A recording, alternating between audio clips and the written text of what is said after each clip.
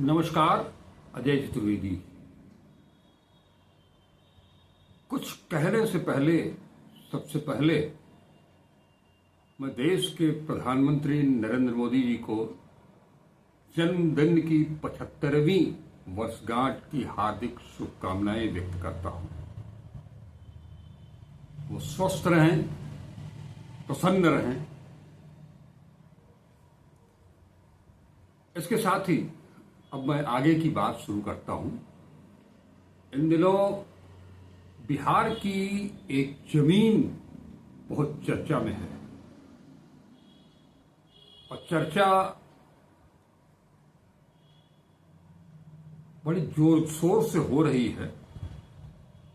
वजह यह है कि ये जमीन बेशकीमती जमीन, किसानों की जमीन, उनसे हड़प ली गई है और किसानों से जमीन हड़प करके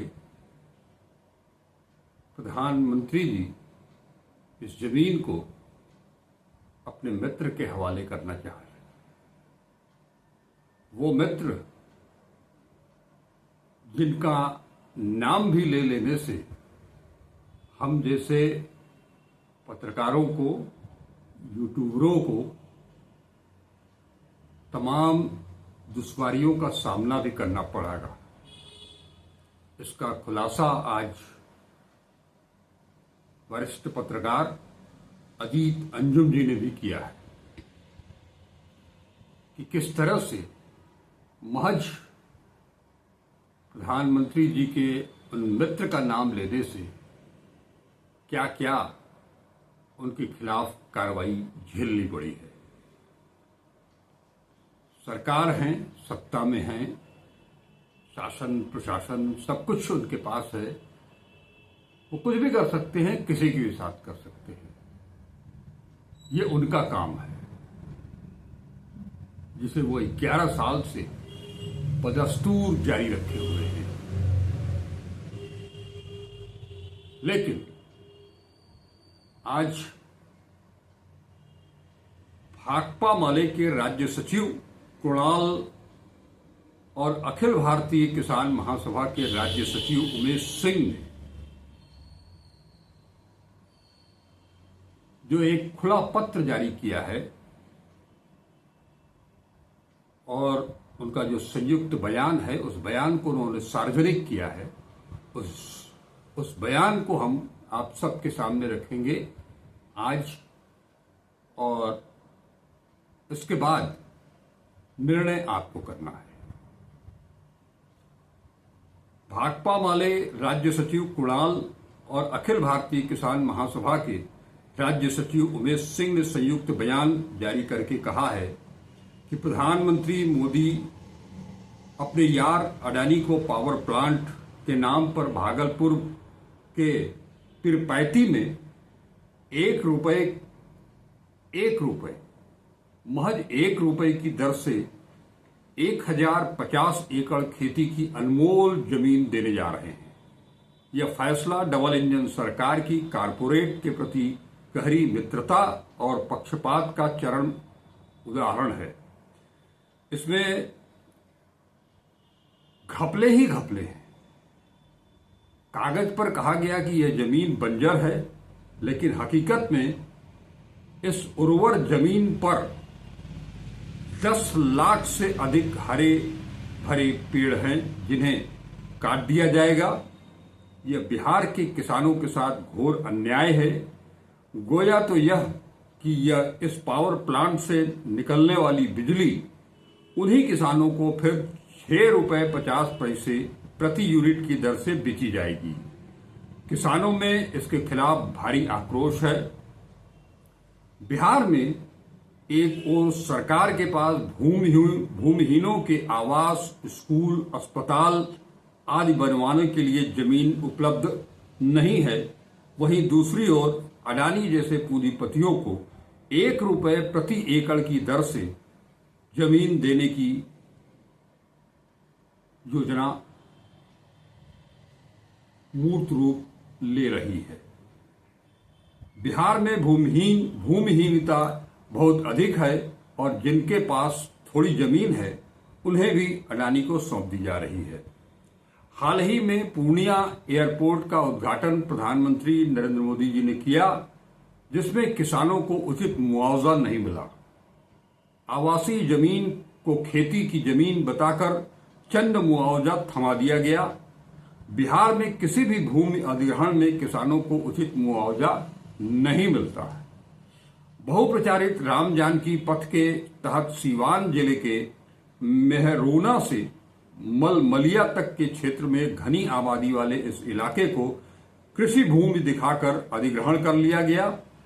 भारतमाला परियोजना के तहत फतुहा के भेड़गांवा, वाजिदपुर, सैदनपुर, रवियाचक और अन्य इलाकों, साथ ही पश्चिम चंपारण के सिकटा में इंडो नेपाल सड़क निर्माण कार्य में व्यावसायिक और आवासीय भूमि की खेती की जमीन के रूप में मूल्यांकन कर आधा अधूरा मुआवजा दिया गया। नवादा के नादरीगंज में 2 गांवों की जमीन बिना मुआवजे के ही अधिग्रहित कर ली गई। वहीं बक्सर के चौसा में किसानों को मुआवजे के बजाय पुलिस की लाठियों का सामना करना पड़ा। व्यावसायिक भूमि का मूल्यांकन कृषि भूमि के रूप में किया जा रहा है। भाकपा माले जल्द ही इन मामलों की जांच के लिए एक टीम भेजेगी। पार्टी की मुख्य मांग है कि सरकार इन परियोजनाओं को तुरंत बंद करे। आप ये जो बयान जारी हुआ है कुणाल जी की तरफ से और भारतीय किसान महासभा के राज्य सचिव उमेश सिंह की तरफ से, इसमें न केवल भागलपुर के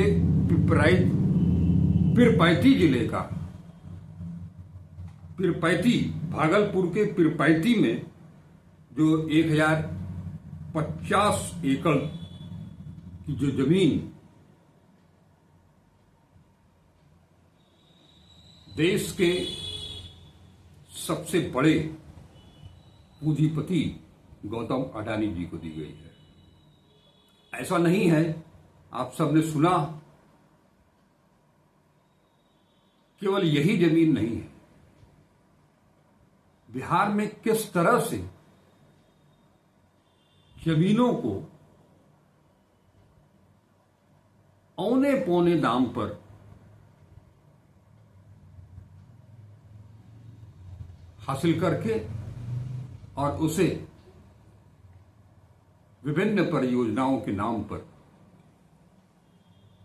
अधिग्रहित कर लिया जा रहा है। यह सिलसिला केवल बिहार में ही नहीं है, हर जगह यही स्थिति हो रही है। कहीं स्कूल की जमीन ले ली जा रही है, विश्वविद्यालयों की जमीन ले ली जा रही है, प्राचीन जो इमारतें हैं, मंदिर हैं, उन सबको अधिग्रहित कर लिया जा रहा है। उसकी जमीन औने पौने दाम में हासिल कर ली जा रही है और इसका लाभ सिर्फ और सिर्फ जनता को नहीं मिल रहा है।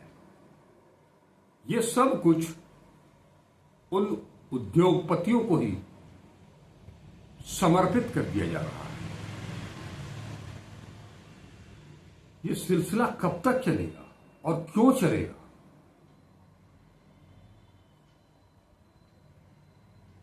आपने कुछ महीने पहले जब महाराष्ट्र के चुनाव हो रहे थे तो वो चुनाव विपक्ष के लिए महत्वपूर्ण इसलिए भी था कि वहां धारावी की जमीन मित्र गौतम अडानी को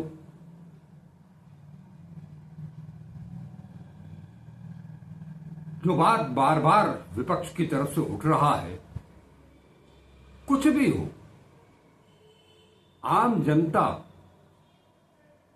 जिसके पास खाने कमाने के लिए भी कुछ नहीं रख छोड़ा है इन्होंने, वो कैसे कैसे अपना जीवन यापन कर रहे हैं, किस तरह से वो लगातार कर्ज में डूबते चले जा रहे हैं, इसकी तरफ किसी का कोई पूछनहार नहीं है। लेकिन ये सरकार इसी की बदौलत लगातार जनता को एक लटा समूह आया हुआ करता था। हम लोग के बचपन में लोग डराया करते थे कि लटा समूह आ गया है। तो आज इस देश भर में एक लटा समूह अदृश्य रूप से घूम रहा है, जो हमारी हर चीज को हड़प करके अपने पास अपने मित्रों के बीच उसको वितरित कर दे रहा है। ये लका समूह केवल चल अचल संपत्ति ही नहीं हड़प रहा है,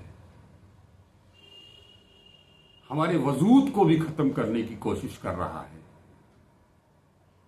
SIR के रूप में।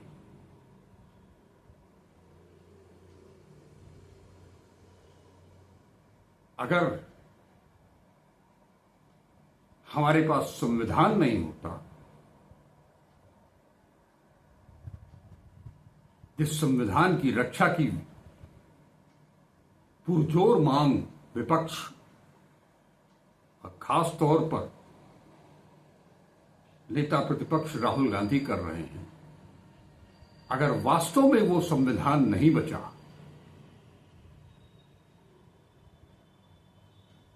तो वो दिन दूर नहीं कि हम फिर से राजतंत्र में वापस लौटेंगे। जिस तरह से उस राजतंत्र में आम जनता को लूटा जा रहा था, उसी तरह से ये प्रक्रिया शुरू हुई है, अंतहीन प्रक्रिया। लिहाजा अब भी वक्त है हम सबको ये सोचना पड़ेगा गंभीरता के साथ कि हमें करना क्या है। आज हम सबको, हमारे जैसे लोगों को दंडित करने वाले, गालियां देने वाले लोग शायद ये भूल जा रहे हैं या उन्हें इसका अंदाजा नहीं है कि आज भले ही हमारी बारी है,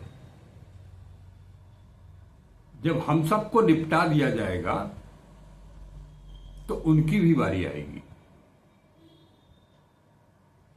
क्योंकि सामंती सोच किसी के भले के लिए हो ही नहीं सकती है। और आज ये जो तानाशाही का रवैया है पूरी तरह से अख्तियार कर लिया गया है कि आपका कुछ भी नहीं रहेगा, कब कैसे आपका सब कुछ छीन लिया जाएगा और यह भी बता दिया जाएगा कि ये नियम के तहत है, आप नियम विरुद्ध काम कर रहे थे।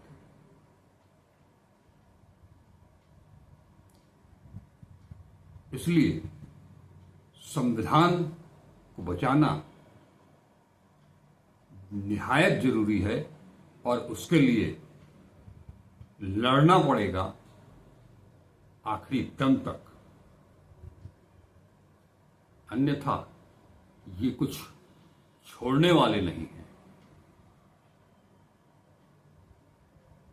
आज के दिन बस इतना ही। नमस्कार। अजय चतुर्वेदी। वीडियो अगर अच्छा लगे तो लाइक करें, शेयर करें और चैनल को अब तक अगर सब्सक्राइब नहीं किया है तो उसे सब्सक्राइब जरूर करें। हम जैसों की मदद जरूर करें।